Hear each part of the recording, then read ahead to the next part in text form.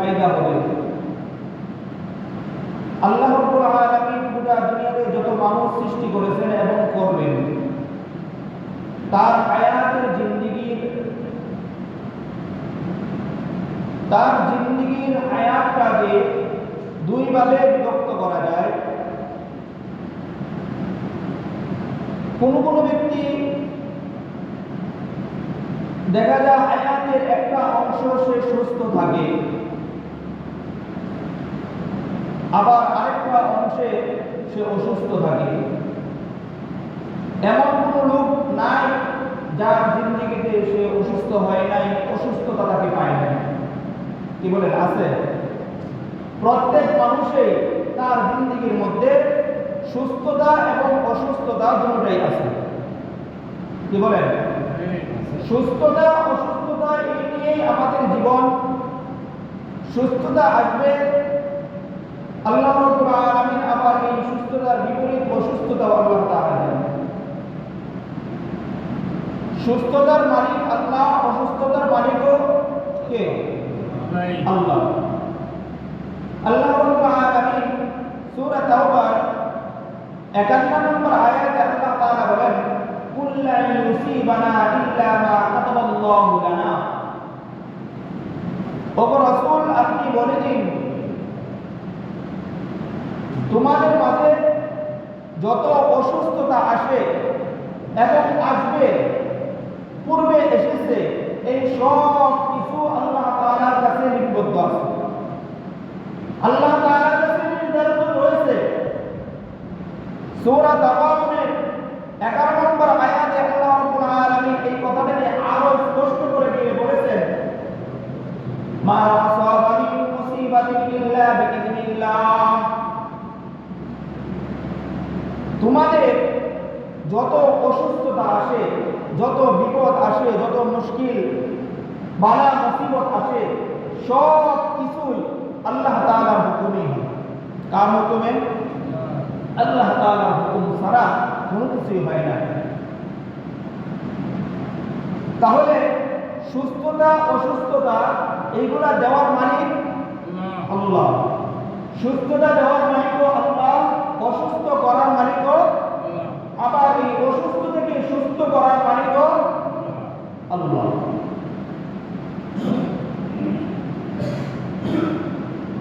আল্লাহর হাবিব সাল্লাল্লাহু আলাইহি ওয়াসাল্লাম সুস্থতা আল্লাহ তাআলার পক্ষ থেকে একটা নিয়ামত এবং অসুস্থতাও আল্লাহ তাআলার পক্ষ থেকে একটা নিয়ামত। সুস্থতা অসুস্থতা এই দুটোই আল্লাহ তাআলার পক্ষ থেকে নিয়ামত। কি বললাম? সুস্থতা আল্লাহ তাআলার পক্ষ থেকে নিয়ামত, তা তো বুঝলাম। আল্লাহ তাআলা আমাকে সুস্থ রাখছে, আমি দিব্যি চলতেছি, কোনো সমস্যা নাই, শারীরিক কোনো অসুস্থতা নাই, এটা তো নিয়ামত, এটা বোঝা গেল। তাহলে অসুস্থতা যে নিয়ামত, এটা কিভাবে বুঝবো? অসুস্থতা আবার নিয়ামত হয় কিভাবে? এটা তো আমার জন্য আরো গজব হওয়ার কথা। কি বলে? জ্ঞান কি বলে, আমল কি বলে? এইটাই তো যে আমার অসুস্থতা, আমি মেডিকেলের বেডে শুয়ে আছি, আমি ঘরের বিছানায় শুয়ে আছি, এইটা আমার জন্য আবার নিয়ামত হয় কিভাবে? কারণ আমি অসুস্থ, মেডিকেলের বেডে যদি শুয়ে থাকি, ঘরের বিছানায় যদি শুয়ে থাকি, তাহলে তো আমি আল্লাহ তাআলার ইবাদত করতে পারলাম না, ঠিকমতো নামাজ পড়তে পারলাম না, ঠিকমতো রুকু সিজদা করতে পারলাম না, ভালো কাজগুলো আমি করতে পারলাম না। তাহলে তারপরেও এটা আমার জন্য নিয়ামত হলো কিভাবে? আল্লাহ হাবিব সাল্লাল্লাহু আলাইহি ওয়াসাল্লাম বলতেছেন, দেখেন নবীজি সাল্লাল্লাহু আলাইহি ওয়াসাল্লাম এক হাদিস বলেন, মা আসাবা মিন মুসিবাতিন তুসিবুল মুসলিমি ইল্লা কাফারাল্লাহু বিহা আন। আল্লাহ তাআলা কোন ব্যক্তিকে যদি অসুস্থতা দেয়, বিভিন্ন রোগে জর্জরিত, তো আল্লাহ হাবিব বলেন, যাকে আল্লাহ তাআলা অসুস্থ দিছে, ইল্লা কাফারাল্লাহু বিহা আন, তাকে অসুস্থতার কারণে আল্লাহ তাআলা তার জিন্দেগীর গুনাহগুলোকে আল্লাহ তাআলা মুছতে থাকেন। সুবহানাল্লাহ। কি করতে থাকেন? কোন মুসলমান নরনারী যদি অসুস্থ থাকে, অসুস্থ থাকার কারণে আল্লাহ তাআলা তার জিন্দেগীর মধ্যে যে সমস্ত গুনাহগুলো রয়েছে এই গুনাহগুলো আল্লাহ তাআলা মুছতে থাকেন, অর্থাৎ গুনাহ মাফ করতে থাকেন। তাহলে আমরা প্রত্যেকেই এমন আছি যাদের জিন্দেগীর মধ্যে কত গুনাহ, আমাদের গুনাহ করার কোনো সীমা রেখা নাই। যদি ওই গুনার জন্য আমরা তওবা করি, গুনার জন্য তওবা করি, তাহলে সারা জিন্দেগি পার হয়ে যাবে এই তওবা করতে করতে, তারপরও গুনাহ মাফ হবে কিনা, এত পরিমাণে গুনাহ করেছি।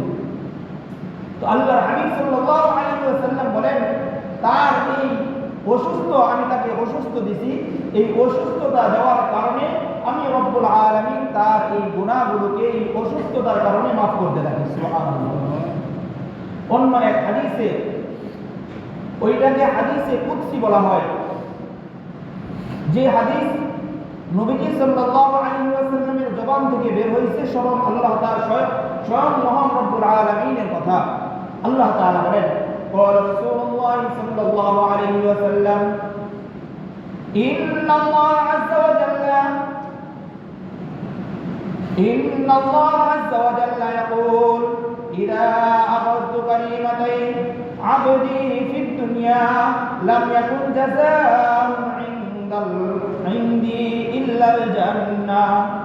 আল্লাহর হাবিব সাল্লাল্লাহু আলাইহি ওয়াসাল্লাম মহান রব্বুল আলামিনের হাদিসে কুদসি, হাদিস আল্লাহর হাবিব সাল্লাল্লাহু আলাইহি ওয়াসাল্লামের জবান থেকে স্বয়ং আল্লাহ তাআলার কথাই নবী সাল্লাল্লাহু আলাইহি ওয়াসাল্লাম বলেন, আল্লাহ তাআলা বলতেছে, ইন্নাল্লাহ আযজা ওয়া জাল্লা, নিশ্চয় আল্লাহ তাআলা, ইয়াকুল, আল্লাহ তাআলা বলেন, ইদা আখাযতু কালিমাতাই, আমি আমার কোন বান্দা অসুস্থতা দেওয়ার কারণে, তার এই অসুস্থতায় হয়তোবা তার দুইটা চক্ষু অন্ধ হয়ে গেছে, কিংবা আমার দেওয়া এই অসুস্থতায় রোগ বালাইয়ের কারণে আমার ওই বান্দার হাত অবশ হয়ে গেছে, পাও অবশ হয়ে গেছে, কিংবা সে চলতে পারে না, খাইতে পারে না, কোনো কিছু করতে পারে না। আল্লাহ রাব্বুল আলামিন বলেন, আমি যেই বান্দার অঙ্গহানি করেছি, আল্লাহর হাবিব সাল্লাল্লাহু আলাইহি ওয়াসাল্লাম আল্লাহ তাআলার বাণী শুনিয়ে বলেন,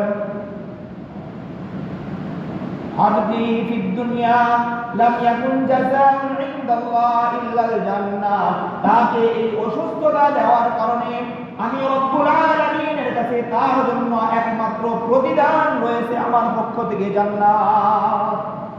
তাকে আমি যে অসুস্থতা দিয়েছি, এই অসুস্থতা দেওয়ার কারণে এখন সে ঠিক মতনে চলতে পারে না, দেখতে পারে না, খাইতে পারে না, শুনতে পারে না, কোনো না কোনো তার অঙ্গহানি হয়েছে,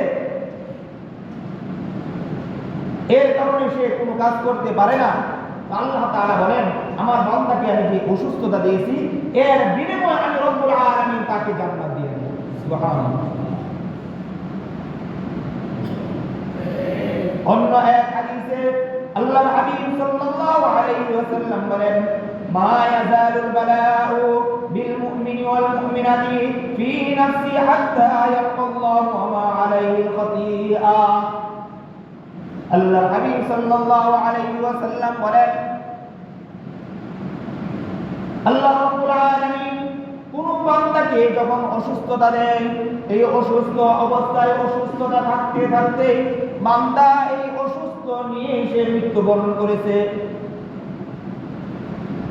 আল্লাহ রাব্বুল আলামিন বলেন, বান্দা যখন হাসরের ময়দানে ফিদ দুনিয়া ইয়াউমাল কিয়ামাহ, যখন আল্লাহ রাব্বুল আলামিন তাকে এই অসুস্থতা দুনিয়াতে দিয়েছে, আবার আল্লাহ রাব্বুল আলামিনের সামনে দাঁড়াইবে কিয়ামতের ময়দানে, মহান রব্বুল আলামিন বলেন, ইয়ালকাল্লাহু ওয়া মা আলাইহিল খাতিআ, আল্লাহ তাআলার সামনে এমন অবস্থায় দাঁড়াইবে তার জিন্দেগিতে একটি গুনাহ অবশিষ্ট থাকবে না।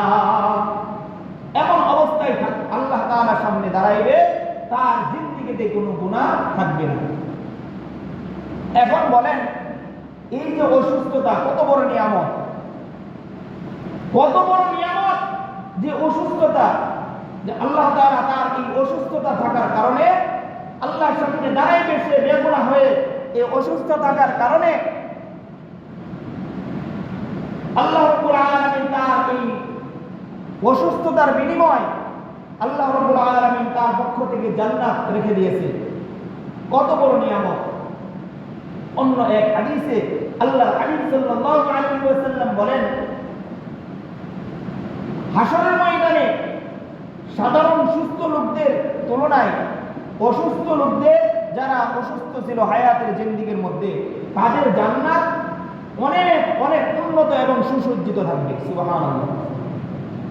এত পরিমাণে সুসজ্জিত থাকবে, এই সুসজ্জিত এবং তাদের জান্নাত এত উঁচু মাকামের থাকবে, এই জান্নাতগুলো দেখে যেই সমস্ত লোকেরা সুস্থ ছিল তারা আফসোস করে বলতে থাকবে, হায় আফসোস, দুনিয়াতে যদি আমার চোখ না থাকতো, দুনিয়াতে যদি সারা জিন্দেগি ভর আমার অসুস্থ থাকতো, দুনিয়াতে যদি আমার পাও না থাকতো, তাহলে আজকে আমার মর্যাদাও জান্নাতে এত উঁচু থাকতো।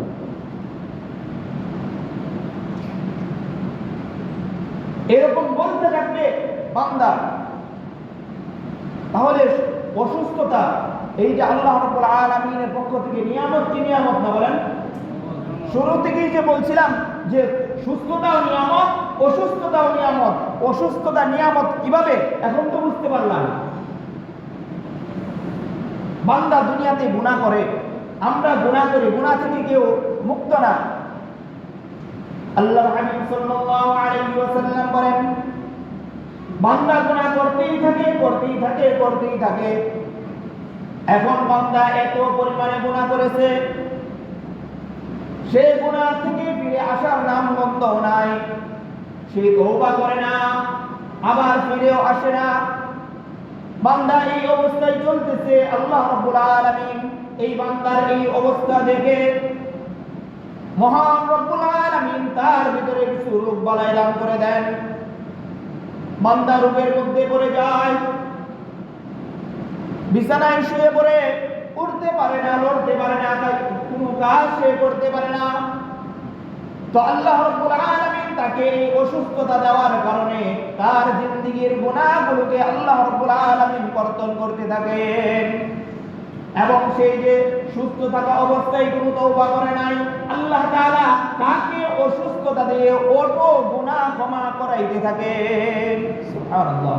সে যে তওবা করে নাই, এখন আল্লাহ তাআলা তাকে এই অসুস্থতা দিয়ে অটোমেটিক তার থেকে তওবা নিয়ে আল্লাহ তাআলা তার গুনাহগুলোকে ক্ষমা করাইতে থাকেন। তাহলে অসুস্থতা আল্লাহ তাআলার পক্ষ থেকে বড় এক নিয়ামত। কি বলেন? নিয়ামত কি নিয়ামত না? বড় এক নিয়ামত। কিন্তু আমরা তো মানুষ, আমরা দুর্বল। খুলিকাল ইনসানু দাঈফা। মানুষকে আল্লাহ রাব্বুল আলামিন অত্যাধিক দুর্বল হিসাবে আল্লাহ তাআলা সৃষ্টি করেছেন। তারা বেশি অসুস্থতা গ্রহণ করতে পারে না, আমরাও পারি না। ও বন্ধু, আমরা অসুস্থতা বেশি গ্রহণ করতে পারি না বিদায় এই জন্য তো চিকিৎসা। কি বলেন? এই জন্য তো চিকিৎসা। আমরা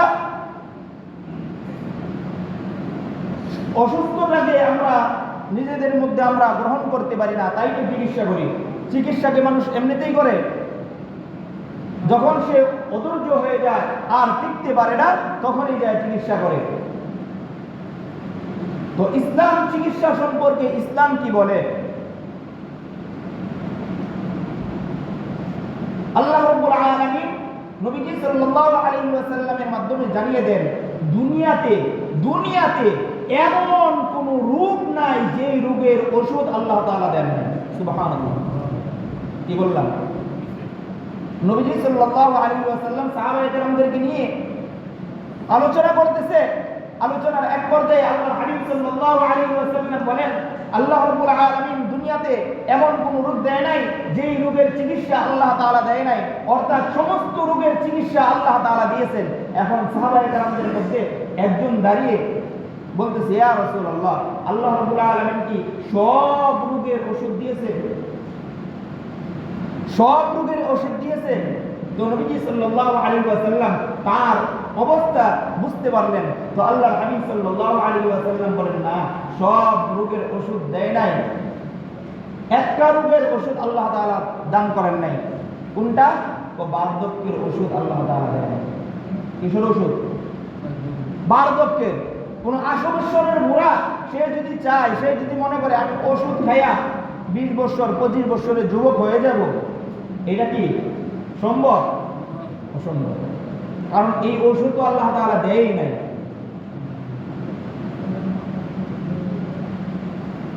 তাহলে আল্লাহ রাব্বুল আলামিন সমস্ত রোগের ঔষধ আল্লাহ তাআলা দিয়েছেন।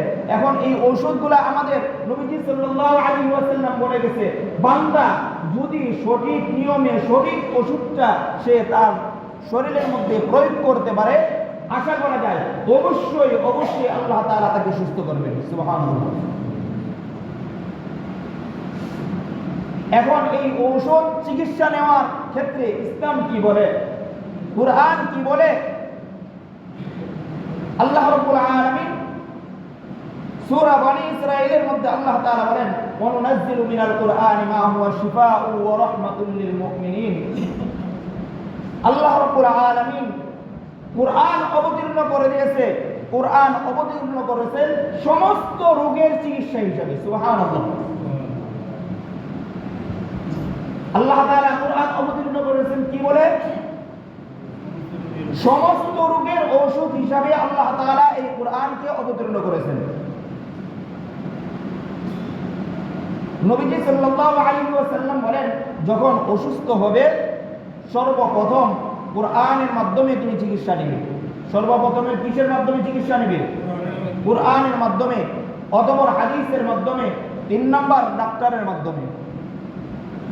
কি বললাম?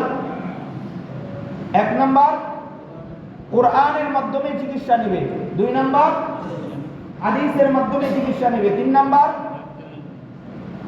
এখন আমরা এখানে যারা আছি, আমরা সত্যি করে বলি তো দেখি, আমরা যখন অসুস্থ হয় সর্বপ্রথম কিসের মাধ্যমে চিকিৎসা নেই? সর্বপ্রথম আমরা নেই ডাক্তারের মাধ্যমে। ডাক্তারের মাধ্যমে নিতে নিতে নিতে নিতে অধিষ্ঠ হয়ে শেষ পর্যন্ত যখন বলে আর টিকানো যাবে না, আর টিকানো যাবে না, তখন আসে, আইসা মাদ্রাসায় যায়, হুজুর একটা খতম করেন, একটু দোয়া করেন, সর্বশেষ আসে কোরআনের কাছে। কি বলেন? এই তো আমাদের অবস্থা, হাইসিয়ত। আমাদের হাইসিয়ত হলো এই যে আমরা সর্বশেষ আসি কোরআনের কাছে, অথচ উচিত ছিল সর্বপ্রথম কোরআনের কাছে আসা। আল্লাহর হাবিব সাল্লাল্লাহু আলাইহি ওয়াসাল্লাম বলেন, খায়রুদ দাওয়াই আল কুরআন, সমস্ত রোগের সবচেয়ে উত্তম চিকিৎসা হলো কোরআন। সবচেয়ে উত্তম চিকিৎসা কি? কোরআন। এই কোরআনের মাধ্যমে যখন কোনো ব্যক্তি চিকিৎসা নেবে, আল্লাহ রাব্বুল আলামিন অবশ্যই অবশ্যই অবশ্যই তার ওই রোগটাকে আল্লাহ তাআলা আসান করে দেবেন। সুবহানাল্লাহ। কারণ এইটা আমি যদি বলতাম, আমার এই নাপাক জবান দিয়ে যদি আমি বলতাম, তাহলে কথাটা মিথ্যা হওয়ার কি ছিল? আশঙ্কা ছিল। কিন্তু এই কথা বলেছেন সরকারে দু আলম, যার হায়াতের জিন্দেগীর 63 বছরে একটা মিথ্যা কথা তার জবান দিয়ে উচ্চারণ হয় নাই। তার গুরুতর সূত্র দুশমনেরা কখনো তাকে মিথ্যাবাদী বলতে পারে নাই। ওই পবিত্র জবান দিয়ে বের হয়েছে কি? কোরআন সর্বশ্রেষ্ঠ চিকিৎসা। যদি আমরা এই কোরআনের সর্বশ্রেষ্ঠ চিকিৎসা নিতে পারি, তাহলে অবশ্যই আশা করা যায় আল্লাহ তাআলা সুস্থ করে দিবেন।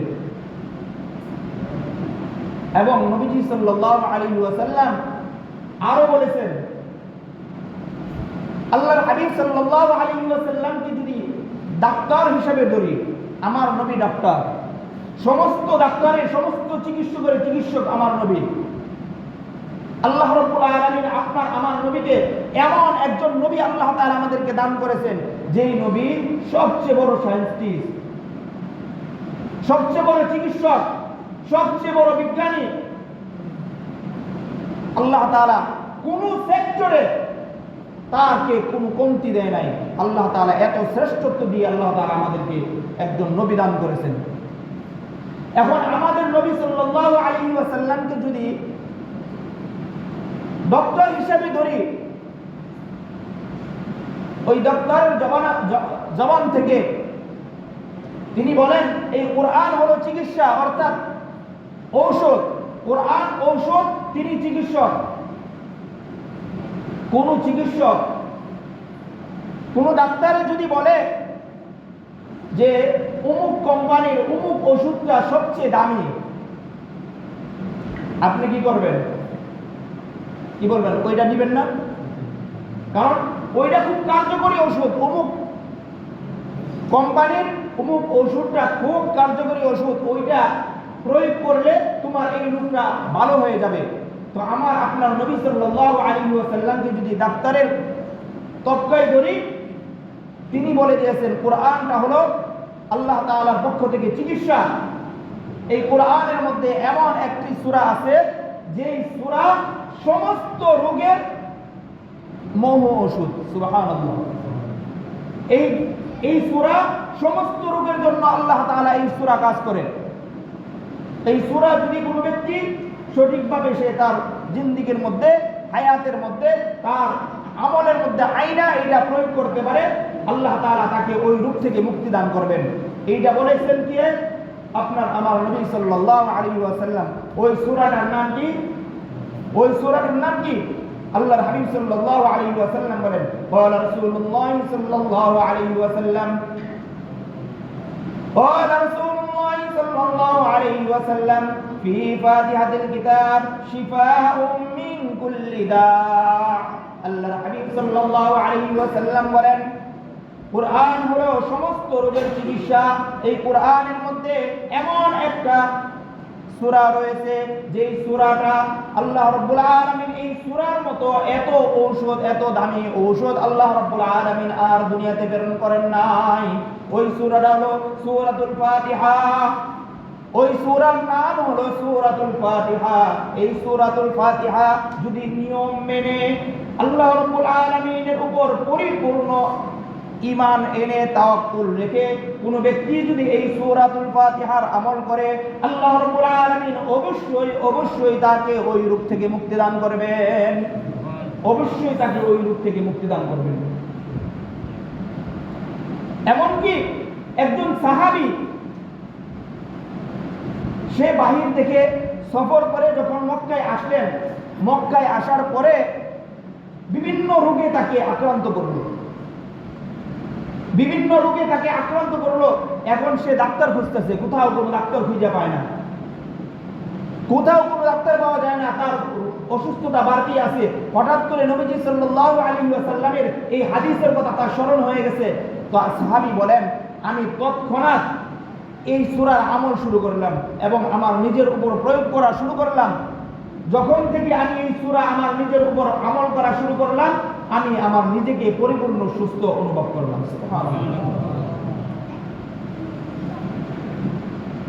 তো এই সূরাতুল ফাতিহা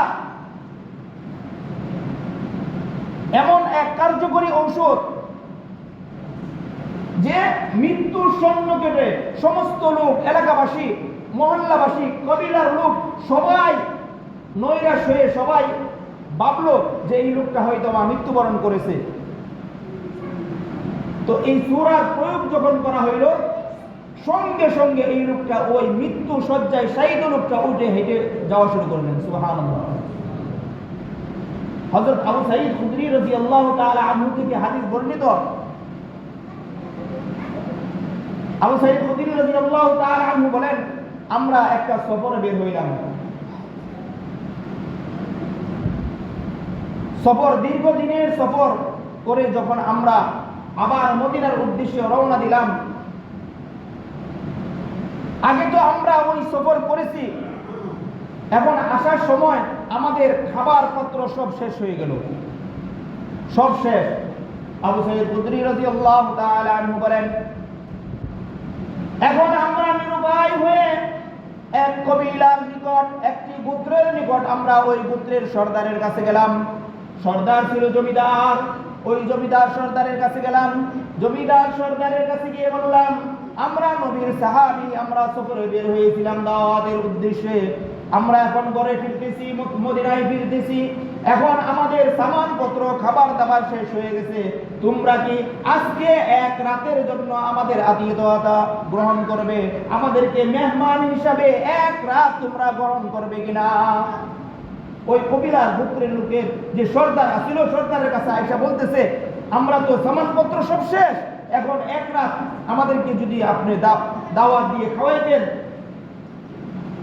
তো ওই কবিলার লোক বলতেছে, কি বলেন, মোল্লা মুন্সিরা আসছে, আমরা মোল্লা মুন্সি খাওয়াই না। কি করি না? মোল্লা মুন্সি খাওয়াই না, আপনারা অন্য রাস্তা দেখেন। আছে না এমন লোক? মোল্লা দেখলে শরীরের মধ্যে গা জ্বলে, চুলকানি, অ্যালার্জি শুরু হয়ে যায়। কিতাবের মধ্যে একটা ঘটনা আসছে, ওইদিকে যাইতে চাই না মূল বিষয়টা নিয়ে। এখন সাহাবায়ে কেরামদের মতো এমন একটা জলিলে কদর একটা জামাতকে ওই লোকেরা বলল, না আমরা আপনাদেরকে দাওয়াত দিয়ে খাওয়াইতে পারবো না, আমাদের খাবার দাবার নাই, আমরা আপনাদেরকে, আপনারা অন্য চিন্তা করেন। তো সাহাবায়ে কেরাম রাদিয়াল্লাহু তাআলা আনহুম আজমাইন তারা চলে গেলেন, যে দূরে এক জায়গায় তারা ওইখানে তাঁবু টানাইলেন রাতটা থাকার জন্য। ঘটনাক্রমে আল্লাহ রাব্বুল আলামিন ওই কবিলার ওই সর্দারকে ওই মরুভূমির এক সাপে তাকে দংশন করেছে। সাপ যখন কাটছে, সাপ কাটার সাথে সাথে ওই লোকটার অবস্থা, এখন লোকে পূজা নিয়ে আসছে, ডাক্তার কবিরাজ সমস্ত কিছু নিয়ে আসছে। ডাক্তার কবিরাজ নিয়ে আসার পর এখন কবিরাজ চিকিৎসা করে, ডাক্তার চিকিৎসা করে, জারফুক করে, সমস্ত কিছু করা শেষ। এখন এই লোকেরা আর পারতেছে না, তার মুখ দিয়ে ফেনা বের হয়ে গেছে, লোকেরা নৈরাশ হয়ে এখন তার মৃত্যুর জন্য অপেক্ষা করতেছে। এদের মধ্য থেকে একজন দাঁড়িয়ে বলতেছে, একটি কবিলার মদিনা থেকে একটি কাফেলা আসছিল, হয়তোবা ওই কাফেলার লোকদের কাছে এমন কোনো ঔষধ বা এমন কোনো চিকিৎসা থাকতে পারে, আমরা চলো যায় তার কাছ থেকে শেষ বেশ চিকিৎসা নিয়ে আসি। একজন লোক বলতেছে, শেষ বেশ চিকিৎসা দিয়ে তার কাছ থেকে নিয়ে আসি।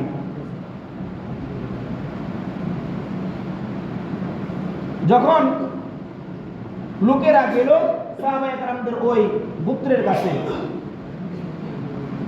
কাছে যাওয়ার পরে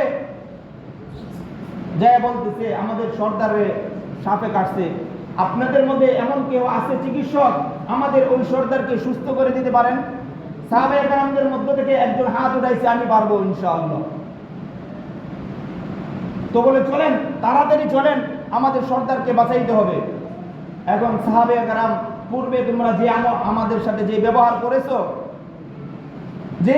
করেছো, এখন সাহাবী বলতেছে, না, তোমাদের গোত্রের যে সর্দার তার চিকিৎসা করতে পারবো না, তবে একটা শর্তে করতে পারি, একটা কন্ডিশন আছে, এই কন্ডিশনে করতে পারি। বলে, যে কোনো শর্ত আপনি করবেন, আপনাদের এই শর্ত মানতে রাজি।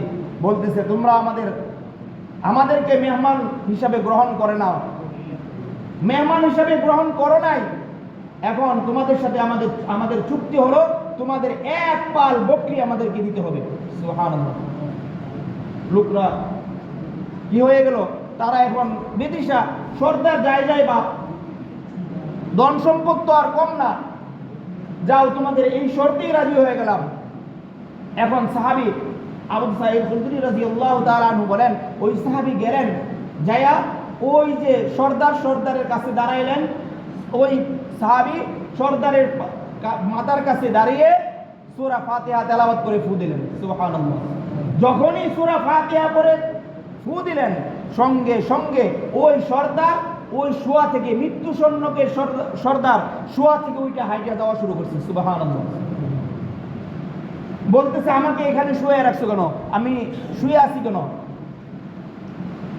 তো এই সূরা ফাতিহা এত কার্যকরী একটা ঔষধ, যদি আমরা আমাদের জিন্দেগীর মধ্যে এই সূরাটা সঠিক নিয়মে এবং সময় মতো আমরা প্রয়োগ করতে পারি, তাহলে অবশ্যই আল্লাহ রাব্বুল আলামিন আমাদেরকে অসুস্থতা থেকে আল্লাহ তাআলা সুস্থ করে দিবেন।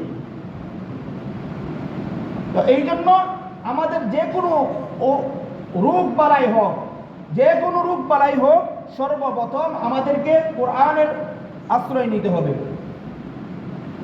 সর্বপ্রথম আমরা কোরআনের আশ্রয় নিব, অর্থাৎ কোরআনের যে সমস্ত চিকিৎসা আছে, এই চিকিৎসাগুলো আজকে আমরা প্রয়োগ করব। অথবা হাদিসের মাধ্যমে নবীজি সাল্লাল্লাহু আলাইহি ওয়াসাল্লাম যেইভাবে রোগের চিকিৎসা নিতে বলেছেন, ওইভাবে আমরা হাদিস অনুযায়ী আমরা আমাদের চিকিৎসা নিব। অতঃপর 3 নম্বরে গিয়ে আমরা ডাক্তারের পরামর্শ নিব। যদি এইভাবে করতে পারি, আল্লাহ রাব্বুল আলামিন আমাদেরকে বিভিন্ন রোগ বালাই থেকে আল্লাহ তাআলা হেফাজত করবেন। এখন আজকে থেকে এই নিয়ত করি যে আমরা আমাদের রোগ হলে আগে কোরআনের মাধ্যমে, আর কোরআনের মাধ্যমে কিভাবে নিব, কোরআনের মাধ্যমে কিভাবে নিব? কোরআন তো আমার নিজেরই সহি নাই, কারণ আমি সূরা ফাতিহা সহিভাবে পড়তে পারি না, সূরা ফাতিহা সহিভাবে নিতে পারি না। যদি সূরা ফাতিহা সহিভাবে আমি পড়তে পারতাম তাহলে আমার অন্য কারোর কাছে যাওয়ার প্রয়োজন পড়তো না, এইটা আমি আমার নিজের উপরে আমি নিতে পারতাম, এইটা আমি আমার নিজের উপরে নিতে পারতাম। এই জন্য ভাই সর্বপ্রথম আমাদের এই সমস্ত গুরুত্বপূর্ণ সূরাগুলো আমাদের সহি শুদ্ধভাবে করার শিখার প্রয়োজন।